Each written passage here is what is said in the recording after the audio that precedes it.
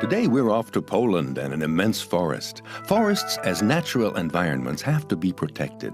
And now people understand that cutting down the trees also cuts down on the chances for animals to survive, and the giant mammal that we're going to meet today was almost extinct in Europe.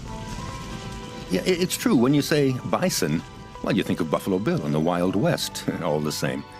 Let me introduce the buffalo's cousin, the European bison. First, let's see what makes them different. At first glance, nothing. Well, if you want to get fussy, their hooves are different, and the European bison isn't as hairy as his American cousin. And he doesn't speak a word of English, and that's about it. Otherwise, they're like two peas in a pod. They have the same horns. They curve inward. They weigh almost a ton, and both of them were almost wiped out.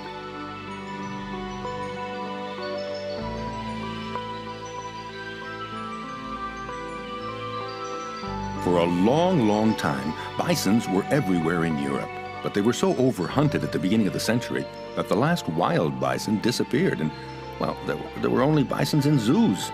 Some of them were released back into the wild, and today, well, bisons are readapting to life in the Polish forests where they're protected. Bisons live together in herds, which explains why from time to time you may have a little trouble finding your own mom. Little bisons reach maturity at around 4 years, but for now, they have only one concern: milk. They have a one-track mind.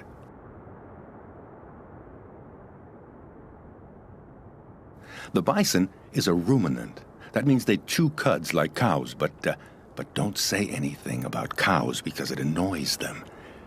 So they eat grass, and when there isn't any, as in winter, they'll settle for tree bark and shoots. And to drink, they break the ice with their hooves or just eat some snow. And it's not so bad. Anyway, the owl is impressed. Finally, despite its reputation, the bison is a very peaceful fellow. He would rather quietly munch snowballs than run around and scare everybody. The fact is, what gives him his frightening appearance and makes him look unfriendly is the hump on his back, right on his neck. But that hump is very useful. That is where he has all the muscles that he uses to keep his big head up. No offense, but our friend the bison does have a big head. But wait a minute. Don't think that a bison can't give you trouble. He can, and he can get pretty annoyed. As soon as he senses danger, especially from humans, he might charge, and believe me, he is nothing like a cow or a bull when he does that. You know, a bison really wants just one thing: to be left alone in the forest in Poland. Oh yes, and one other thing. Nobody says the word cow in his presence.